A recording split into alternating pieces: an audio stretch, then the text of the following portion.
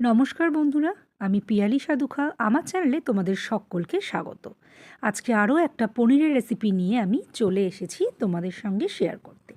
প্রথমেই আমি একটা বাটির মধ্যে সর্ষের তেল নিয়ে নিয়েছি, কাশ্মীরি লঙ্কা, হলুদ, ধনে জিরে গুঁড়ো, কসুরি মেথি, নুন। এই ইনগ্রেডিয়েন্টসগুলো দিয়ে আমি খুব ভালো করে মিক্স করে নিলাম, আর তার মধ্যে পনিরের কিউবসগুলো দিয়ে দিচ্ছি। আমি এখানে 2টো প্যাকেট পনির নিয়েছি।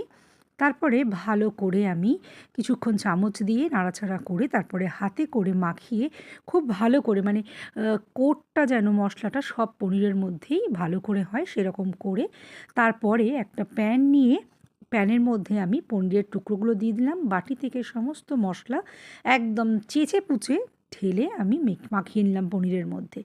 তারপরে গ্যাসের ফ্লেমটা মিডিয়াম টু হাই রেখে পনিরগুলো আমি নাড়াচাড়া করে একটু ভাজা ভাজা করে নেব। বেশ ভালো মতো কালার আসা পর্যন্তই নাড়াচাড়া করব। তারপরে তুলে নিয়ে ওই প্যানেই আমি পরিমাণ মতো তেল দিয়ে দিলাম। তেলের মধ্যে দিয়ে দিলাম 2টো শুকনো লঙ্কা, গোটা জিরে, কাশ্মীরি লঙ্কা, হলুদ গুঁড়ো আর ধনে গুঁড়ো, জিরে গুঁড়োও দিলাম অল্প একটু, দিয়ে কাঁচা লঙ্কা কুচি দিয়ে দিলাম। দিয়ে এবার আমি ভালো করে নাড়াচাড়া করে মশলাটা একটু ভাজা ভাজা করে নেব। এবার এর মধ্যে দিয়ে দেব অল্প একটু জল, যাতে মশলাটা পুড়ে না যায়। আমি অল্প হাফ কাপের একটু কম জল দিয়েছি। দিয়ে ফ্লেম বাড়িয়ে ভালো করে নাড়াচাড়া করে তারপরে মিডিয়াম টু হাই ফ্লেমে মশলাটা আমি কষিয়ে নিলাম খুব ভালো করে। তার মধ্যে আমি দিয়ে দিলাম বেশ কিছু পরিমাণ দই, একদম বড় বাটির 1 বাটি দইটা আমি ফেটিয়ে নিয়েছি। তারপরে দিয়ে একদম লো ফ্লেমেই খুব ভালো করে আমি মিক্স করে নিচ্ছি। মিক্স করার পর তারপরেই গ্যাসের ফ্লেম বাড়িয়েছি, আর না হলে এই ক্ষেত্রে তোমরা গ্যাসের ফ্লেমটা অফ করেও দিতে পারো।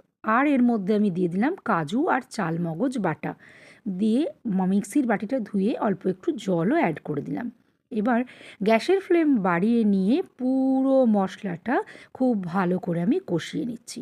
এবার এখানে দিয়ে দিচ্ছি আমি স্বাদ মতো নুন আর অল্প একটু চিনি। চিনিটা দেওয়া টেস্ট ব্যালেন্স করার জন্য, চিনিটা তোমরা নাও দিতে পারো। এবার গ্যাসের ফ্লেম বাড়িয়ে খুব ভালো করে নাড়িয়ে চাড়িয়ে ফুটিয়ে একদম দেখো গ্রেভিটা দারুণভাবে রেডি করে নিলাম।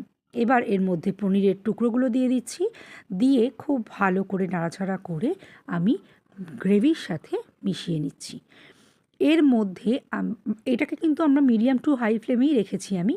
তার মধ্যে আমি দিয়ে দিচ্ছি ধনেপাতা কুচি, একটু দিচ্ছি গরম মশলা, পরিমাণ মতো এগুলো হাফ চামচ এরকম দিয়েছি। দেওয়ার পরে ভালো করে ঢাকা দিয়ে 5 মিনিট আমি লো ফ্লেমে এটাকে রান্না করেছি। দেওয়ার পরে দেখো তেল ছেড়ে দিয়ে দারুণ একদম দেখতে হয়েছে। যেরকম দেখতে হয়েছে খেতেও কিন্তু দারুণ হয়। এইভাবে অবশ্যই বানিও। আর আজকের রেসিপি ভালো লাগলে অবশ্যই লাইক করে দিও। আজকের মতো টাটা।